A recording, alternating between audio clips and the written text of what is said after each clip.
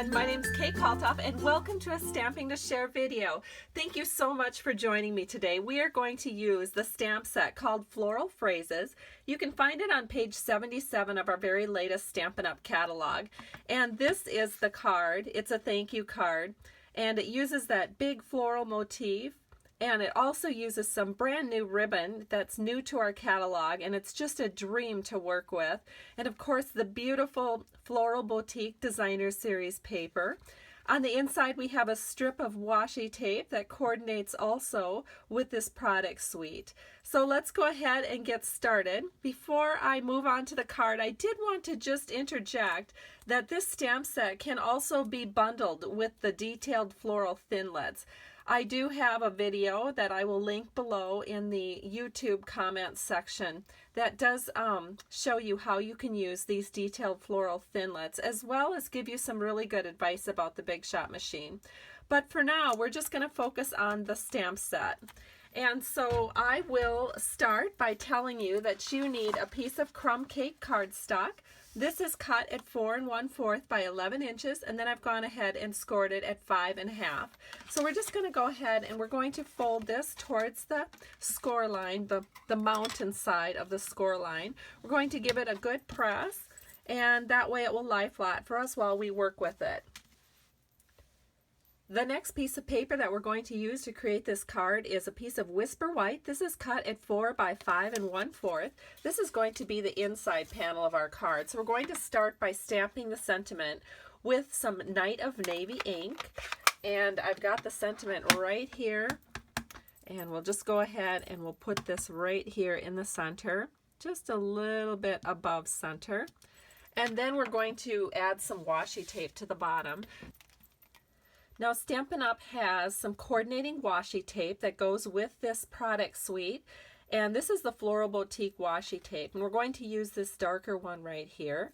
So I like to just keep it on a shower ring, and then I can just keep all my washi tape that coordinates together, and I'm just going to set this down here at the very bottom edge of the card, and then we'll just go ahead and press this in.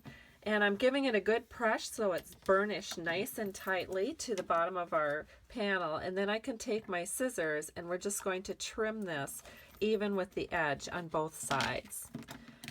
So now we can go ahead and put this on the inside panel of our card. We'll do that with just a strip of our snail. And we'll open up our card and set this right here, making sure that all 4 borders are nice and even. So that part of the card is done. Now we're going to work on the outside panel of our card, and I'm going to start by inking up that thank you sentiment, and we're going to set it down here on the very bottom right hand side of our front panel. And when you have a long strip like this, you just want to be very certain that you don't rock your stamp as you're putting it onto the paper. It just goes straight up and straight down, and you'll be able to get a really good image. The next thing that we're going to do is we're going to add our strip of Designer Series paper. Let me take a second to just show you how gorgeous the Floral Boutique Designer Series paper really is. This is a sample of it, and you can see that on one side you have a lot of nice crisp navy and white patterns, and then on the other the predominant color is going to be navy, but again it's navy and white, but the dominant one is going to be the navy.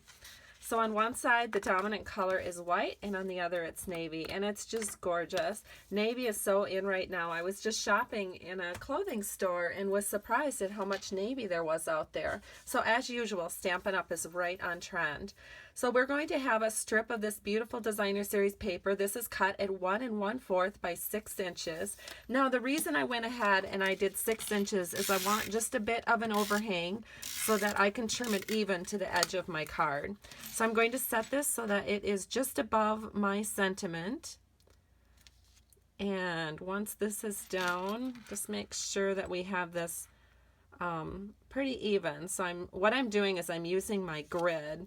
And if you're using the paper grid, you'll be able to do this too. But that way I can make sure that I'm getting this pretty even all the way across.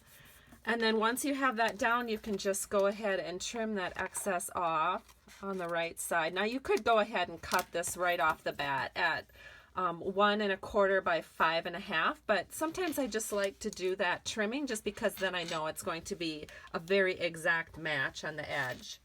Then we're going to go ahead and we're going to put our other panels together and do a little bit more stamping. I have a Whisper White panel that's 2 by 3 3/4 inches. We're going to go ahead and stamp our very main image on that. So I've inked up this flower motif, and we're just going to go ahead and stamp that right in the center of that panel. Isn't that beautiful? One thing I love is that this actually has some variation in color. You can really see it when you stamp the second image. So this was the first image. It looks pretty much the same, but I've got a piece of scrap here. So let me huff on this, which means I'm just going to moisten it with my breath. And I'm going to show you what the second generation looks like. So we're going to stamp that again. And now you can really see the color differences between the two. But I do like the darker image, even though there isn't that much variation in color, so I'm going to use that one. But I did want to show you that the second generation is just beautiful. So we're going to put this onto another panel. This is Night of Navy. This is 2 5/8 by 3 7/8. And so we're going to go ahead and again use snail. The reason I use snail for these is because I don't want any glue lines to show.